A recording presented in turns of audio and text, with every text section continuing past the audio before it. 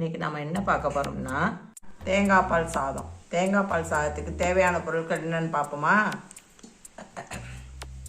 பெரிய வெங்காயம் 2 எடுத்து நறுக்கி வச்சுருக்கோம். பச்சை மிளகாய் 2 கிணி வச்சுருக்கோம். கேரட் சின்னதாக நறுக்கியிருக்கு. உருளைக்கிழங்கு 2 பெரிய சைஸ் உருளைக்கிழங்கு நறுக்கி வச்சுருக்கோம். தக்காளி 2 தக்காளி நறுக்கி வச்சுருக்கு. பூண்டு 1 பூண்டு எடுத்து உரித்து வச்சுருக்கோம். இஞ்சி சிறு துண்டு நல்ல நைஸாக நறுக்கி வச்சுருக்கோம். பட்டாணி 50 கிராம் எடுத்து வேக வச்சு வச்சுருக்கோம். முந்திரி பருப்பு கொஞ்சம் எடுத்து வச்சுருக்கோம். இது தேவைன்னா போட்டுக்கலாம், இல்லைனாலும் விட்டுடலாம். முந்திரி பருப்பு தாளிக்கிறதுக்கு இது கிராம்பு, ஏலக்காய், பட்டை, பிரியாணி இலை, கருவேப்பிலை, சமையல் எண்ணெய் செய்யறதுக்கு சமையல் எண்ணெய், 300 கிராம் அரிசி எடுத்து களைஞ்சிட்டு வச்சுருக்கோம். முக்கியமாக தேங்காய் 1 எடுத்து அரைச்சி பால் பிழிஞ்சு வச்சுருக்கோம். தேவையான அளவு உப்பு. வாங்க நம்ம எப்படி செய்யுதுன்னு பார்க்கலாம். நம்ம தேங்காய் பால் சாதம் செய்ய அடுப்பில் குக்கர் வச்சுருக்கோம். இப்போ சமையல் எண்ணெய் சேர்க்கும்.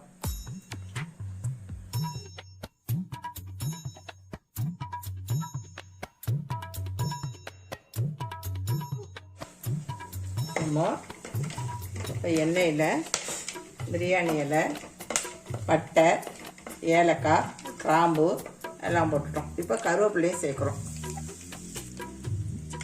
பச்சை மிளகாய் சேர்க்குறோம்.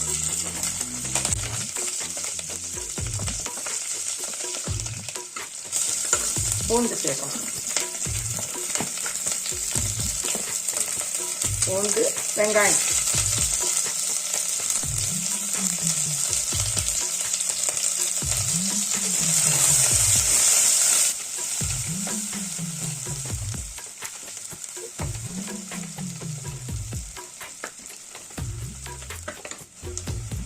கேரட் சேர்க்குறோம்.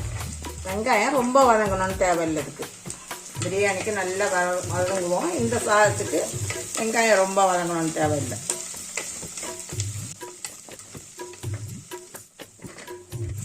உருளைக்கிழங்கு சேர்க்குறோம்.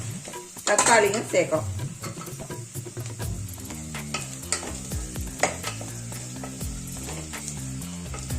இஞ்சி நைஸாக நறுக்கி வச்சுருந்தோம் இல்லையா, அதையும் சேர்க்குறோம்.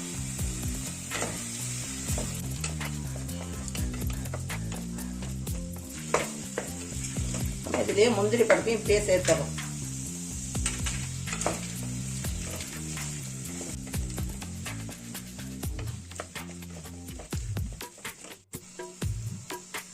இப்போ நம்ம அரிசி களைஞ்சி வச்சிருந்தோம் இல்லையா, அதையும் சேர்க்கிறோம்.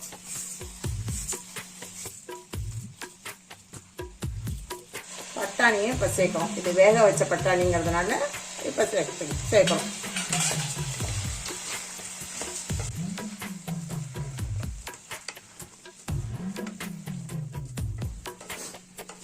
இது நெய்யிலையும் செய்யலாம், தேங்காய் எண்ணெயிலையும் நம்ம இதை வதக்கிட்டு செஞ்சோம்னா வாசமாக இருக்கும். தேங்காய் எண்ணெயும் சமையல் எண்ணெயும் கலந்து செய்யலாம்.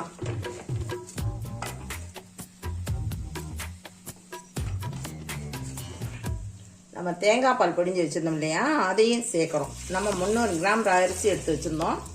இது 600க்கு அளந்து வச்சுருக்கேன் தேங்காய் பால். தேங்காயை அரைச்சிட்டு நல்ல நெய்யை அரைச்சிட்டும் நம்ம அப்படியும் சேர்த்துக்கலாம்.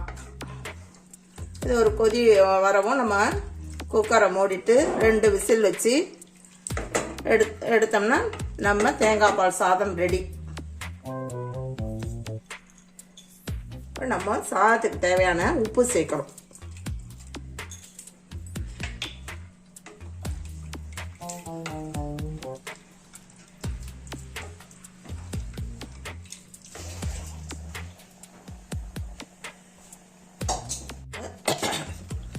தேங்காய் பால் சாதம் கொதி வருது.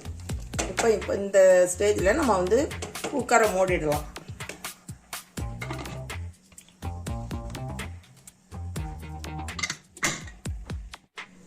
நம்ம தேங்காய் பால் சாதம் எப்படி வந்திருக்குன்னு பார்ப்போமா?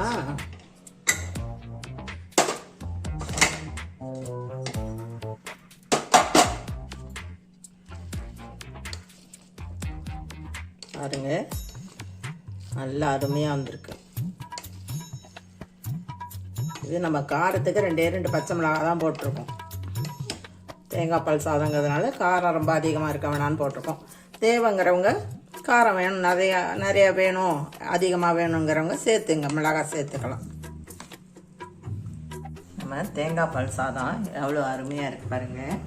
இதுக்கு தொட்டுக்கிறதுக்கு வத்தல் தான் வச்சுருக்கோம். அப்பளம் சூப்பராக இருக்கும் தொட்டுக்கிறதுக்கு.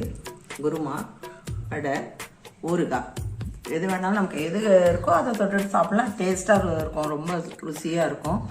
குழந்தைங்கள்லேருந்து எல்லாருமே இதை விரும்பி சாப்பிடுவாங்க. நமக்கு வயிற்று புண்ணு அதெல்லாம் இருந்தாலும் இது நல்லா இந்த மாதிரி செஞ்சு சாப்பிடலாம். காரம் இல்லை, இதில் 2 பச்சை மிளகாய் தான் சேர்த்துருக்கோம் அப்படிங்கிறதுனால காரம் இருக்காது. குழந்தைங்க ரொம்ப விரும்பி சாப்பிடுவாங்க. எல்லாரும் செஞ்சு சாப்பிட்டு பார்த்துட்டு சொல்லுங்கள்.